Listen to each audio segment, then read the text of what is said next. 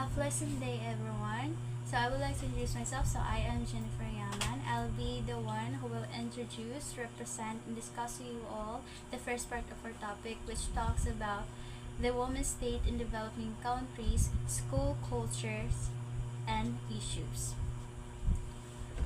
While progress has been made in advancing women's rights globally, significant disparities persist, particularly in developing countries.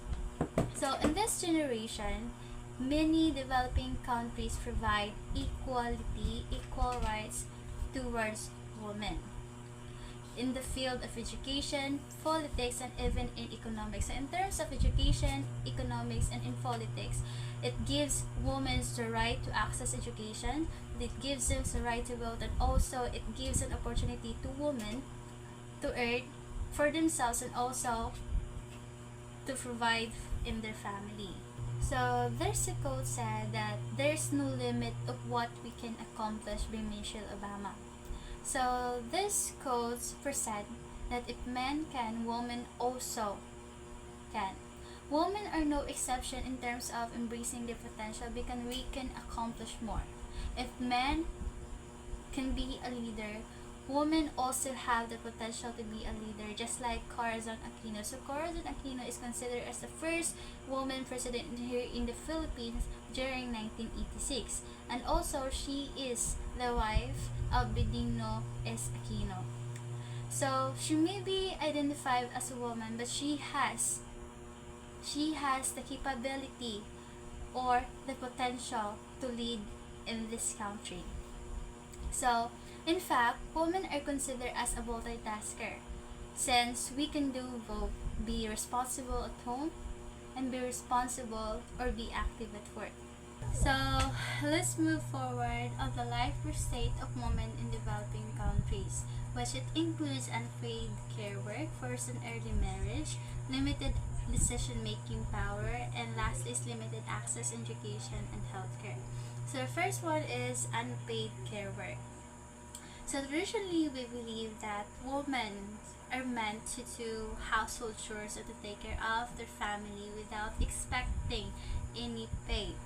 So traditionally, we believe that only men have the rights to earn rather than women because women are for household activities.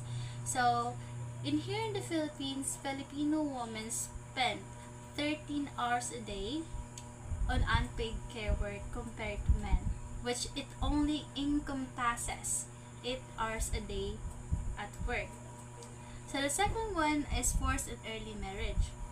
So in South Africa, many women are forced to early marriage because of poverty, which it limits the woman's rights, including rights of education and healthcare. And it denies the rights of women to choose whom they should marry. So in South Africa, new brides are forced to drop out of school because they are meant to bear a child and also to perform or to provide household labor.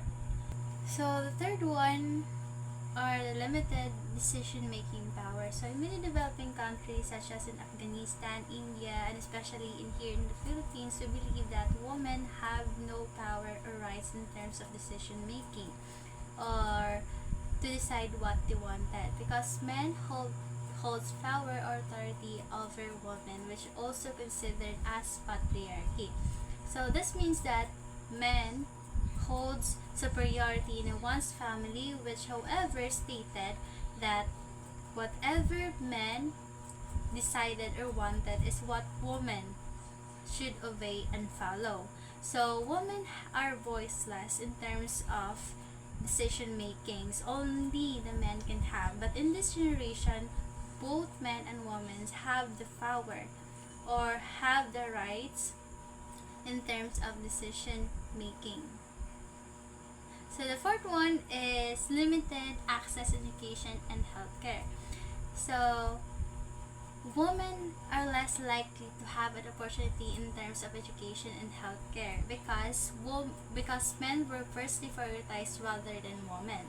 So as we all know that men is considered as the foundation in in the one's family that strengthen them, and also women are considered as the backbone which supported or supports one's family. So those four are considered as the life or states of women in many developing countries. So, in developing countries, girls are less likely to complete primary and secondary education according to UNICEF. That may due to poverty or forced early marriage. In many Eastern countries, specifically in South Africa, women or almost of all women are unable to complete primary and secondary education. So, gender disparities in literacy rates remain significant, with women having lower literacy levels than men in many regions. It's stated by the UNESCO.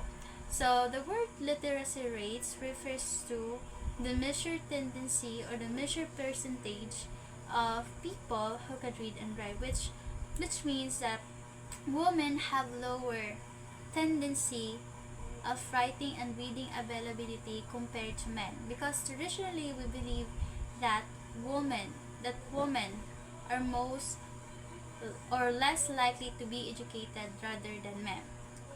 So the third one is women are disproportionately represented in low paying, or we also called it as pay gap. So they may be similar in experience or work but they differ in salary. So women usually has lower credential or income rather than men. School culture is shaped by societal norms and expectation. It can significantly impact girls' education. So because of our diverse traditions, some of women were being deprived or limit their rights in terms of education, where men has to be prioritized first over women. Because of the school cultures of women in developing countries, we oftenly experience gender stereotypes, gender-based violence and harassment, limited access to facilities and resources, and lastly is lack of role models and mentors. So the first one is gender stereotype. So people often says woman as the homemaker in the family, which also aligns in home economics. So home economics is one of the subjects that women should engage to rather than engineering, because engineering are the field for men and home economics are the field for women. The second one is gender-based violence and harassment.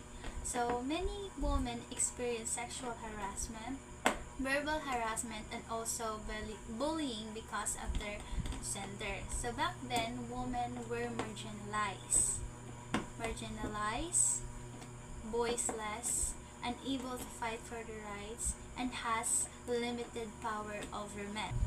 The third one is limited access to resources and facilities. So in many schools, especially the Africa, they have limited access to facilities and resources, which they do not have their own restroom, which limits their privacy and safety. Also, they do not have proper sanitation, especially during their menstruation period. Lastly is lack of female role models and mentors.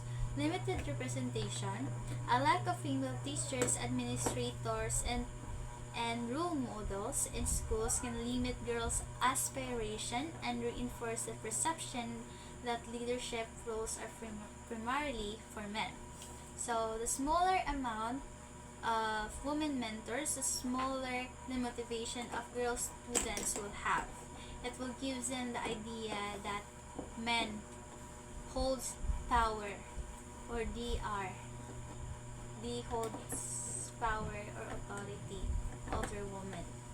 Gender inequality in education. So there are 3 gender inequality in education that includes increased poverty and social exclusion.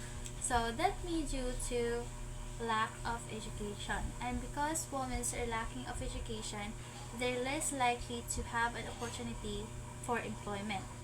So the second one is discrimination and marginalization. So Women oftenly experience oppression, exclusion, and even somewhat limit their participation in the society. So the third one is underrepresentation in leadership and lack of political voice. So people's expectation towards women's they believe that women has no potentials or power to hold a leadership role or position because they consider women as weak or vulnerable and emotional.